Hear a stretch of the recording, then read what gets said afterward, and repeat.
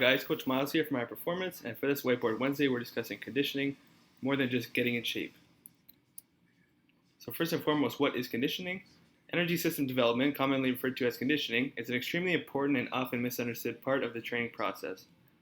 So simply running a bunch and getting winded because it's physically exerting and difficult is not conditioning.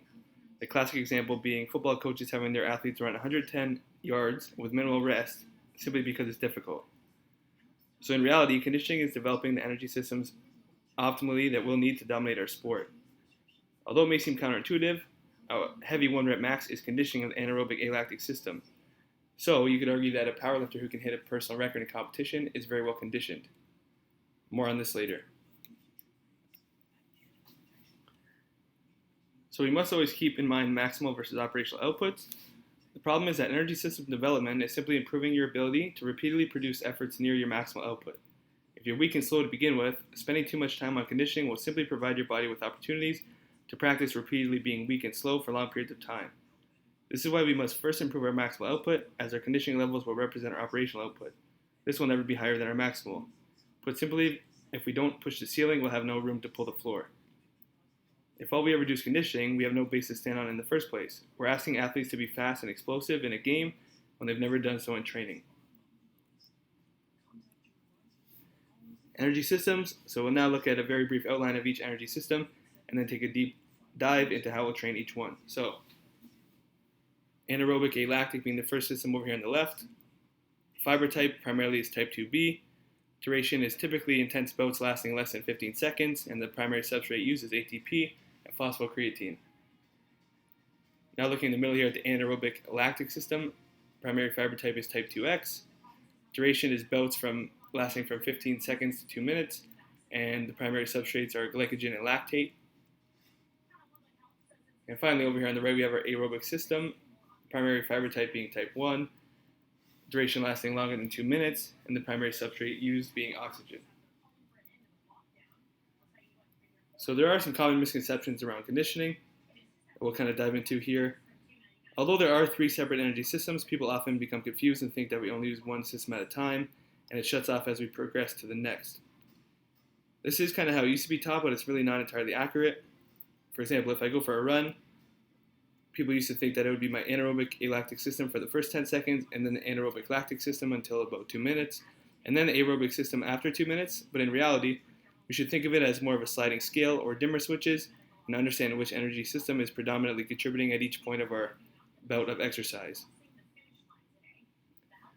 So another common misconception here is that simply improving my athlete's aerobic system will benefit and improve their performance, as they'll have a larger gas tank. So conditioning refers to being able to do what you need to do within the constraints of your competitive arena effectively. So while having a solid aerobic base will be paramount in endurance sports, and it will assist athletes with optimal recovery in between bouts, it proves unimportant for someone in an explosive sport like a thrower or a weightlifter. So as we mentioned before, a heavy 1 rep max is great conditioning for a powerlifter. A far throw is great conditioning for a shot putter. Although neither of these athletes would likely perform very well in a 5K run because they never trained that energy system, people would likely argue that they're out of shape. They actually are very well conditioned for what they need to be conditioned for. So there is a big distinction there. Quantifying KPIs. So as mentioned in the past, if you're not assessing, you're guessing. Fortunately, there are some simple tests we can implement to help guide our programming across all the energy systems. So there's some simple baseline tests here. Muscular strength, we could perform 1 RMs, 3 RMs, or 5 RMs across a variety of compound exercises. Explosive strength and power, standing broad jumps or triple broad jumps for distance, 10-second push-ups, 10-second pull-ups, or if we have access to it, velocity-based training are all excellent baseline tests we can use for explosive strength and power. And then power capacity, time sets, we've spoken about these at length in the past. Simply setting a sport-relevant time duration for your set, getting as many reps as possible, and then with the same weight in the following session, trying to beat that number of reps, making that bout of exercise more dense. Lactic capacity, we can perform a modified Cooper test, which is simply running as far as we can for 6 minutes and measuring the distance. Obviously looking to improve on that over time, and measuring our heart rate throughout that test as well. And then aerobic fitness, we have a couple here. Resting heart rate and heart rate recovery, and VO2 max. So it's been shown that although it's not perfect, resting heart rate is a good indicator of aerobic fitness. And heart rate recovery, the faster we can recover from an intense bout of exercise, the better our aerobic fitness is. VO2 max we won't look at here very much because you do need some very expensive equipment in a lab, and it's been shown that genetically it's influenced primarily genetically, and it's very hard to improve. So now that we know our KPIs and what we're looking for, here's some training techniques and examples how we can improve on them. So first of all, alactic power intervals. We're looking at fast switch power output, 7 to 10 seconds per rep with max power, 2 to 5 minutes rest between sets.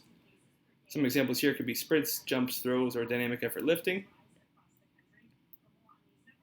Now looking at alactic capacity intervals, we're now looking to improve the power endurance of these fast switch fibers, so 10 to 15 seconds per rep, maintaining power as long as possible, and about 20 to 90 second rest between bouts. So again, sprinting, bounding, jumps, throws, or the AFSM method from Cal Dietz. So now again, very similar to the one above. The only difference is we obviously have longer duration per rep and less rest in between because we're now trying to improve our capacity as opposed to our output. Okay, and then finally strength aerobic method at the bottom, trying to improve the strength of the fast switch and slow twitch fibers concurrently using compound movements only. Max effort principles and tempo principles are applied here. So an example would be if we take a back squat, hit 5 reps, fairly heavy, like around 80%, and then right away drop it down to 50% and hit 10 reps with a 2-0-2-0 or a constant tempo. So those first heavy 5 reps are just control down, explode up.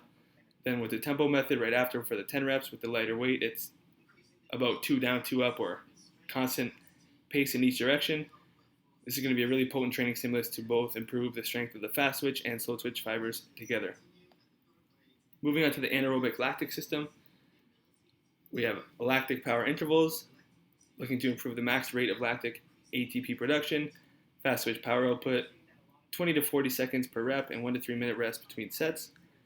Again, examples here could be sprints, jumps, bounds, biking, rowing, sport drills, or even strength training drop sets. Moving down here now, lactic capacity intervals, we're looking to improve our ability to buffer fatigue and peak blood lactate accumulation, looking at 90 to 120 seconds per rep and incomplete rest intervals. So again, we could do GPP circuits for time, biking, rowing, or sport drills. Finally, looking at static dynamics, buffering mechanisms of specific muscles. So we could take a bodyweight squat, for example, anywhere from 3 to 10 minutes per set. And what we do here is very simple: 2 reps, then hold it at the bottom for 10 seconds, 2 reps, hold it at the bottom for 10 seconds, all the way until we reach our desired duration. What we have to keep in mind here is, as it says, specific muscles. So that squat example isn't necessarily going to help improve our buffering mechanisms in our upper body. It is pretty localized to the type of exercise we're doing. Finally, over here on the right, we have our aerobic system. So cardiac output, improving eccentric cardiac hypertrophy and vascular network. Our heart rate should be 120 to 150 beats per minute while we're performing this type of work, low intensity exercises, and 30 to 90 minutes total of work. So what we could do here is jogging, biking, swimming, rowing, or skipping. This is kind of your classic long, slow duration cardio. Next being threshold training, improving our rate of oxygen utilization, the oxidative abilities of our fast twitch and slow twitch fibers, heart rate at or slightly below our anaerobic threshold, looking at 3 to 10 minutes per rep. So that could be any type of cardiovascular training or sport training.